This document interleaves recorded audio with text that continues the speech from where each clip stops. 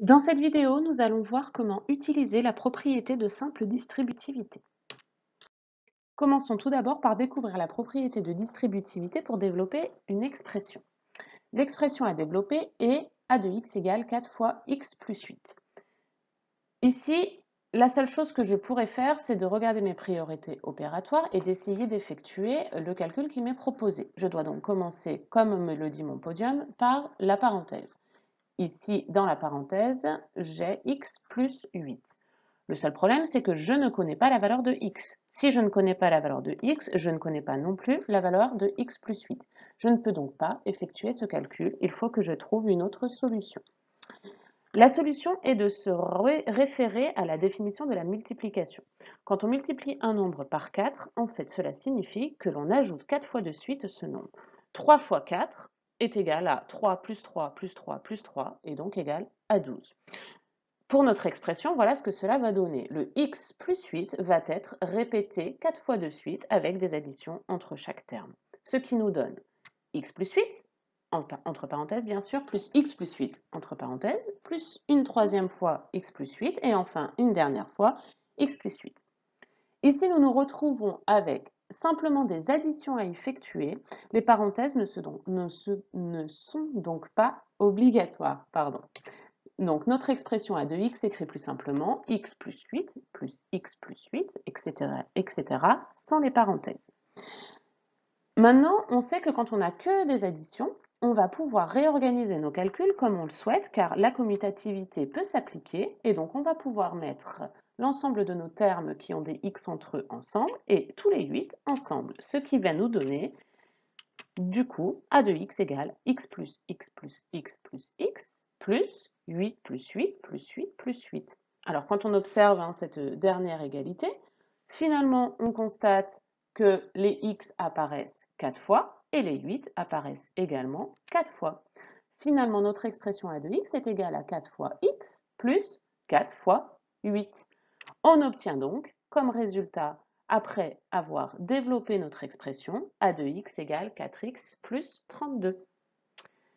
Finalement, la propriété de distributivité va nous permettre de ne pas écrire toutes les étapes ici que j'ai mises entre parenthèses.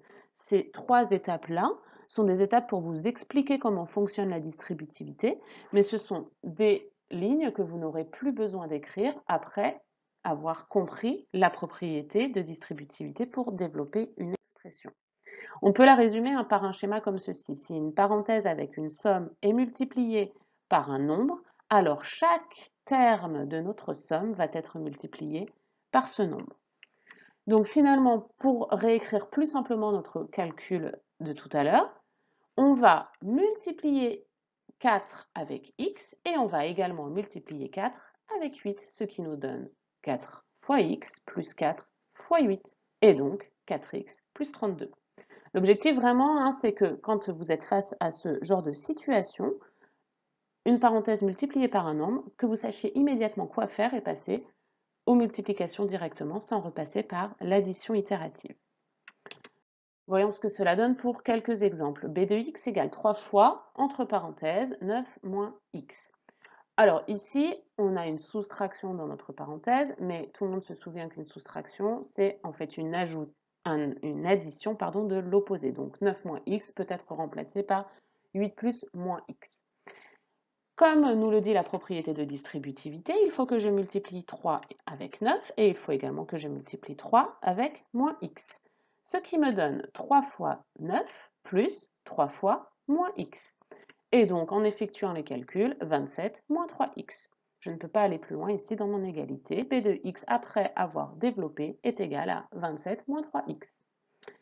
Un deuxième exemple, c de x égale, entre parenthèses, 4 plus 2x, fermez la parenthèse, moins 3. Alors, quand deux parenthèses se suivent, cela signifie qu'entre les deux, il y a une multiplication. Donc ici, il va falloir multiplier le moins 3 avec le premier nombre de notre parenthèse, c'est-à-dire le 4, et multiplier moins 3 avec 2x, ce qui donne 4 fois moins 3 plus 2x fois moins 3. Je fais un tout petit aparté ici pour essayer de réécrire 2x fois moins 3, pardon. En fait, ici, entre le 2 et le x, vous vous souvenez qu'il y a toujours une multiplication, donc ça nous donne 2 fois x fois moins 3. Comme je n'ai que des multiplications, je peux changer l'ordre, ce qui me donne 2 fois moins 3 fois x, et donc, comme 2 fois moins 3 est égal à moins 6x. On obtient donc c de x est égal à moins 12 plus moins 6x, ou encore plus simplement, moins 12 moins 6x. Maintenant que nous avons vu la propriété de distributivité pour pour développer une expression, nous allons voir ce qui se passe pour factoriser. Reprenons une expression assez simple, a de x égale 3x plus 8. 3x est égal à 3 fois x, 8x est égal à 8 fois x. Si je reprends ma propriété de distributivité, mais cette fois dans l'autre sens, j'ai juste échangé les deux membres d'une égalité.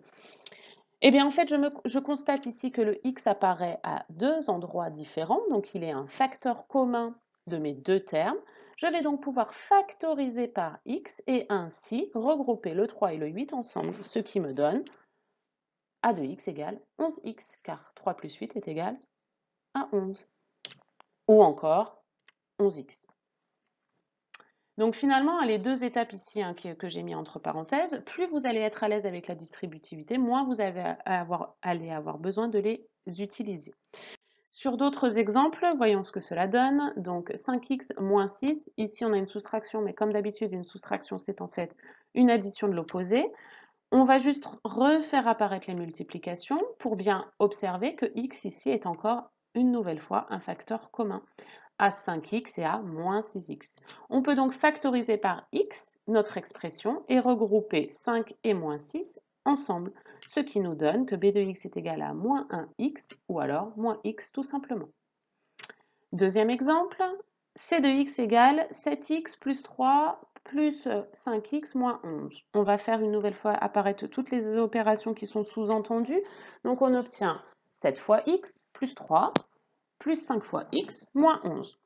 Ici, nous n'avons que des additions, je le rappelle, une soustraction, c'est une addition de l'opposé du nombre. Donc, on peut changer l'ordre et regrouper les nombres un peu comme on le souhaite. Ici, on va donc utiliser la commutativité, mettre 7 fois x et 5 fois x à côté, et de l'autre côté, mettre 3 et moins 11. Ici, on constate donc que nous avons des facteurs communs sur les deux premiers termes seulement. Les deux derniers n'ont pas de facteur x commun comme les deux premiers, donc on ne peut pas les regrouper avec le début de notre égalité. Ce qui nous permet donc de calculer que c de x est égal à 7 plus 5, le tout fois x, on a factorisé par x, et puis 3 plus moins 11 est égal à moins 8. Ce qui nous permet de conclure que c de x est égal à 12x moins 8.